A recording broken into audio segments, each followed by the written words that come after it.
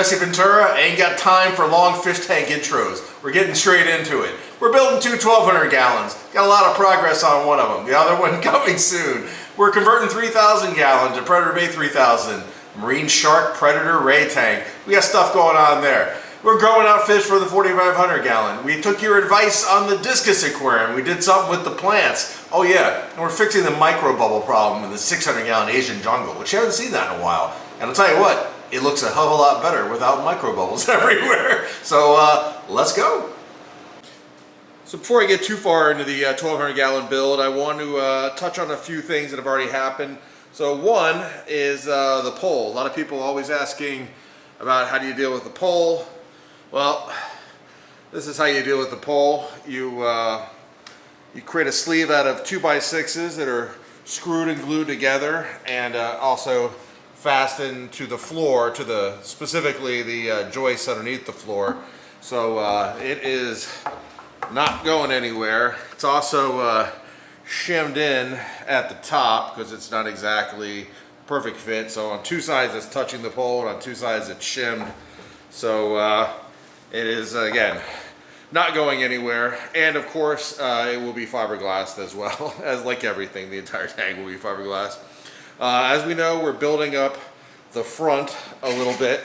So as we know, we're building the front up a little bit, just like on the 4,500, where the glass doesn't go all the way to the floor. That way we can get the depth we want and save money on the glass. Save a lot of money, actually. And then the back wall, you can see I'm starting to build the framing for the back wall and the side wall. For the wetland filter, because it's not nearly as big, again, as the 4,500, where I could easily get inside there and work on it, what I'm going to do here is I'm actually going to do a stacked build. So rather than do stud walls like that, I'm actually going to stack the 2x4s and 2x6s all the way up.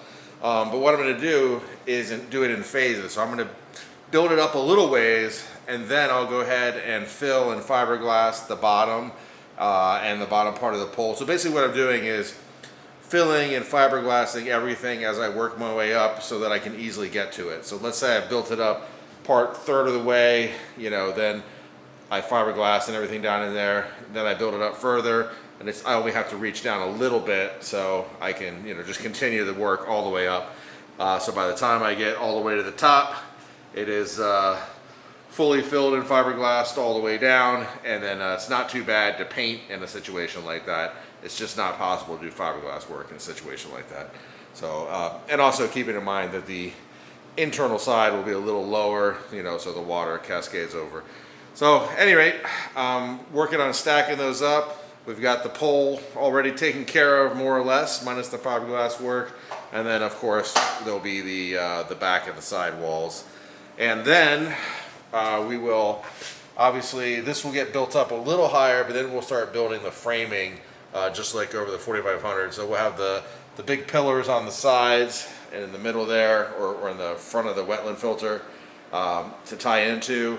And then, of course, across the top, just like we did on the bottom where we overlapped all of the boards. When that goes on, it'll be one more overlap. So we'll do the same thing on the top where the boards will all be overlapped to tie in all of the corners of the build. So a lot of folks have asked for an update on the old 4,500 gallon here, and I know I've talked about how well the riverbank is doing with the plants, but let's take a look at the entire tank. So we see all the fish are still hanging out in a big group, all getting along awesome. Again, who knew that they were all cramped in the 3,000 gallon, and they really needed a 4,500 gallon so they could relax and not fight with each other. But very happy that they're all getting along great, including the little guys. They fit right in from day one. And I don't know how well it comes up on video because it's a big tank, but they put on a lot of size. And there's the other guy over there. But yeah, the Oscar group is doing great. In fact, their little Oscars are doing great with everybody else. Of course, the Fogos are looking amazing as always. And you can see that there's the diatom algae everywhere. So the tank has completely matured in terms of the nitrogen cycle. We have the nitrogen cycle going. It's never tested out with any ammonia, nitrite, nitrate, anything. It's just so massive. There's the pike hiding back there. It's just so massive in scale, and from day one there was so many plants and so much material, biological material moved over that it just never really registered. But you can see the diatoms everywhere, so we do have a functioning system, and I am ramping up the stock. We know that I'm growing out fish right now, so it just takes time for those guys to grow out and get moved over here. And in the meantime, you know, it's no big hurry. These guys are doing great. Tank's doing great. Wait a second. What did I just see? Oh man, yeah. Let me come all the way around here. So there's the power head that's always dangling in the water. I fixed that twice, and twice these guys, somebody is knocking that off. So I don't know what's going on here. If the fish are, if I'm getting trolled by my fish or what. But it does lead me to one thing, which is I am going to be removing some of those power heads and replacing it with a closed loop water movement system, because it's just not enough. The tank is just too huge. Even with all those power heads, it just doesn't move the needle in terms of moving this water around. So there's going to be, I've already got the pumps for the closed loop system. It's just a matter of building it and putting it in amongst all the other projects. So that will be happening. And when that goes in, there will be a lot more water flow. But I think, as you guys can see, these guys, it's dinner time for these guys. So let me show you what I experience every night with the lovely peacock bass. So when I throw in the food, you know, I always get a little bit of a thank you from them in the form of they splash water all over me. Yeah, just like that. And they knock half the food out, and we have to push it back in. But if you ever wonder how all the water, you know, gets on the front of the glass and why I waterproofed the whole top of the tank, there you go. Peacock bass, that's what you got to do. Now, obviously, once I put all the panels on, it won't be as big of a thing. There's no way you're keeping arowanas in a tank with these many open slots. But it is always funny, the little bit of giving back they do. But so yeah, the 4,500 gallon, it's doing awesome. Again, it's just a matter of getting the grow outs grown big enough to go with these guys. I do have high hopes though, because the little Oscars were pretty small when they went with the big guys and everything was good. So, you know, hopefully they're as gentle with the other newcomers. I'm still going to be adding the light there for the bog, and I'm also thinking about adding some floating plants to the bog, because I have a ton of water lettuce that I produce from my 600 gallon, so maybe I could use some here as well. Other than that, it's all good. So the future improvements are going to be more lighting over on the bog, adding some floating plants, putting in the closed loop water movement system, removing a couple of the power heads, actually just removing the one that they constantly knock off. That's just driving me nuts. Like I said, the damn fish are trolling me with that thing. So that's coming out, and there's going to be 4 closed loop pumps going in. So it's going to be another, basically the same pumps that are running the whole system. There'll be 4 more of those added to the back. They're going to be just moving the water internally. So it's going to be a massive amount of water flow. Plus I'm leaving in most of the power heads, so I'm augmenting what's already there. I'm just taking out the one they broke, and then the one they always knock off. The rest seem to be doing pretty good. So yeah, that's the update on the 4,500 gallon. All's good. It's just a matter of beefing up the livestock in here, because as you can tell, it's mostly empty. You know, there's 16 feet of empty tank before you even get to some fish. Then you get to some fish, and then there's another 8 to 10 feet of empty tank, you know? So we got to fix that.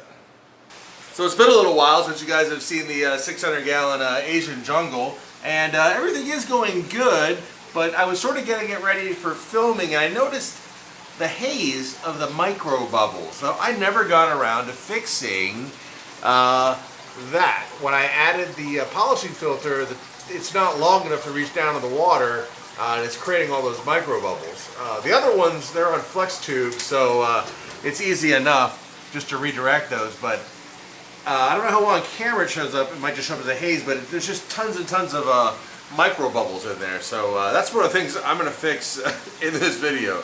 Time to extend that pipe down, straighten out those tubes, and get rid of all these micro bubbles. Okay, there has been some progress on the 1,200 gallon. As you can see, things are looking up because it's gotten built up. We have a well, we have the part where the fish are is about 8.5 feet long and 4 feet tall and slightly over 4 feet front to back.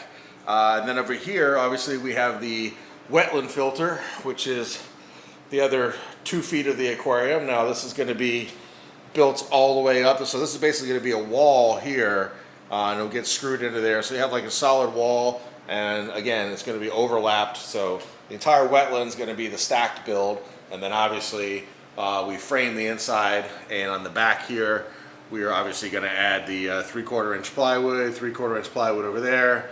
Front will be all glass. It'll be a nice 8-foot panel. So it'll be 4 feet tall, but 3 feet of glass. So 8 foot long, 3 feet tall of glass. Total water, 4 feet. And also, you can see what we did here with the dreaded pole. A lot of people concerned about the pole, but yep, no problem with taking care of the pole. We've got it all boxed in. It will be all filled and you know, fill all these little holes. It'll be completely fiberglassed, fiberglass around the bottom, and then again, we're building up the wetland area slowly so that you know, build it up part of the way, and then I'll fiberglass everything, build it up further, and then fiberglass that. So it'll be totally fiberglassed on the inside. As far as painting goes, it's not hard to paint it when it's built up. It's pretty easy to reach in with the stick and the roller and take care of that, but it's hard to fiberglass like that. So it's key to do the fiberglass in stages and get that all beefed up. But yeah, serious progress here. So obviously next steps on this guy is building up the wetland and the fiberglassing, and then putting in the plywood, and then filling and fiberglassing, all of that, getting all ready. So then once it's fiberglass ready for pond armor, that's probably when I'll go ahead and order the glass. With the glass, I have to order it. There's a lot of expense with the freight, the shipping of the glass. So I need to order the glass for the other 1,200 gallon build as well. So I have to make my decision. I know a ton of people had an expectation that it would be windows on both sides. Their thought process is they want to see through to the 4,500 gallon. Well, two things. You know, one, if I want to see the 4,500 gallon, I have this big 12-foot area in the middle of the room, and I have a perfect view of the 4,500 gallon. Again, that's why we tighten this up, so we have this big alleyway over 5 feet. So yeah, there's I mean, all the way back in the room, and I can see it if I step up. Obviously, there's no impediments to that. That's one. Two is, if you do windows on both sides, you're pretty much forced to do a center aquascape, because if this is glass over there and I build the aquascape up the glass with, you know, wood and rock and everything, that's gonna look really weird. And the thing is, that is actually how I plan to build the aquascape. So for me, it doesn't you know, make any sense to do that. I mean, the one rationale that made the most sense to me is, if you're going to ever do it, this is when you have to do it. So you have to really think through, am I ever going to want to make these centerscapes? But the problem is it goes both ways. If I put glass on both sides, I have to make it a centerscape at that point, because trying to scape up against the glass would look very, very weird. I know you could say that you could paint the glass and then, you know, scrape off the paint, or you could put a backing or something like that. But I just don't see that really ever being the case for me. As you know, with most of my tanks, you know, I like to set them up, you know, with the main viewing window. There would be something to a side viewing window, but obviously the wetlands are here, and I don't want the wetland over on the side there, because I'm trying to create this beautiful center area, because we're going to have the other aquarium up here, the Zen Aquarium. So I want this to be this lush area where you sit and you have all the plants coming out of the wetlands on both sides, and you have the view of the 4,500 gallon, and then of course you spin around and you're going to have the 600 gallon, which is going to have plants going all the way up the walls. So that's really focused on making this center space awesome.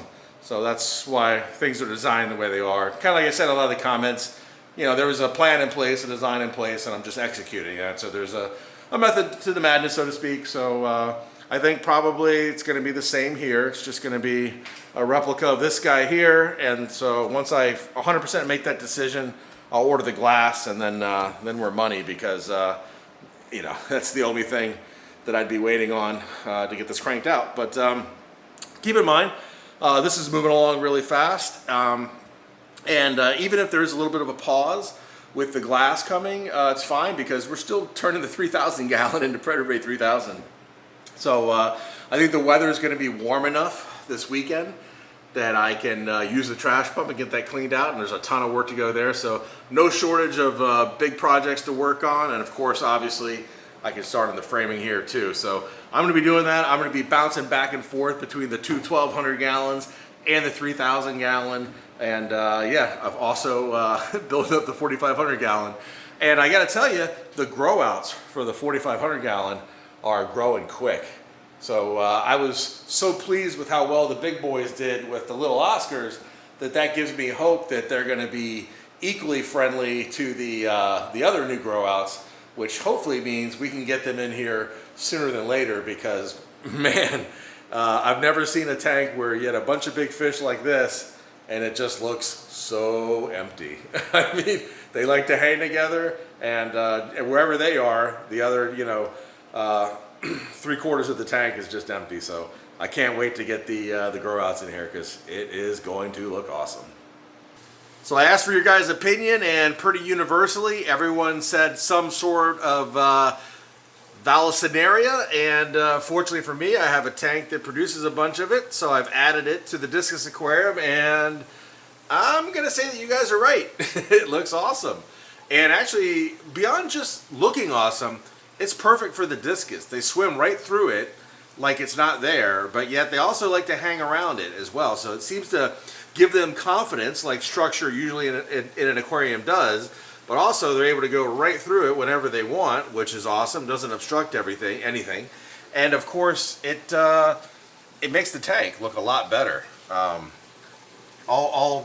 Basically it's it's just perfect. So you can see I got some in the back, some in the front, just all over the place, and I am digging it. So once again, good call, and yeah, it is looking awesome.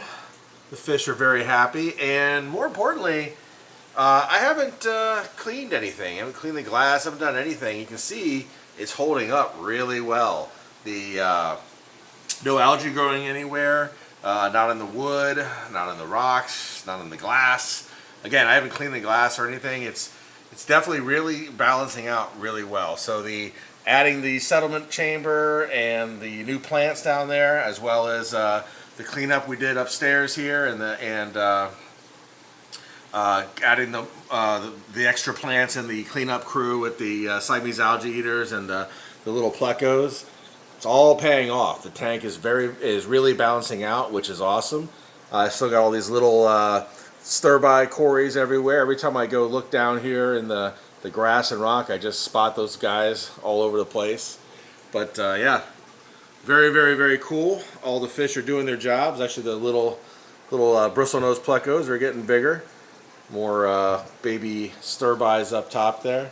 But yeah, very, very, very cool. Now, I haven't had a chance to get the new fish for this. The one that really resonated with me is someone mentioned about Von Rio Tetra. It's been a while since I've had any Von Rio Tetra, probably like 6 years or so.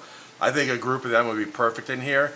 They're pretty docile, very docile actually. A little bit different switch up from the Serpe Tetra. So yeah, I think that'll be perfect. So looking for a group of those, and probably try to beef up the Cardinals. Maybe put some more Cardinal Tetras in here, and possibly also beef up the Rummy Nose. I have the group of Rummy Nose, but just thinking maybe make it a little bit of a larger group. So yeah, I think that's really all that's needed here, is to beef up the fish stock a little bit. But other than that, it's balanced out well, and again, good call on the Vallisneria. Okay, so I'm actually going to hold off on showing you guys the 600-gallon Asian jungle to the next video, because the changes I made, oh my gosh, it's night and day as far as the appearance, but it's not quite there yet. So I want to show you in its full glory, because from what I'm seeing already, it's going to be an amazing transformation just from a few small tweaks, as well as we're getting to the warmer weather and more daylight later in the day. So as you know, I have a full-time job. I work. This is my evening hobby after I do everything else I got to do in the day. So it helps me a lot if there's a little bit of daylight when I get started for doing cuts outside and everything. And it also helps when it's not like 20 degrees and snow on the ground. So all the conditions are improving, which means I can just work faster and get these builds moving along, even faster than they are, which is awesome. Plus, this weekend I'm going to be cranking away on the 3,000 gallon because, I mean, as much as there might be somebody who really wants to see that, I don't think anybody wants to see the sharks in the 3,000 gallon more than I do. So by all means, I am doing everything I can to get that bad boy up and running. And we're just tweaking an existing tank. We're not building a whole new tank.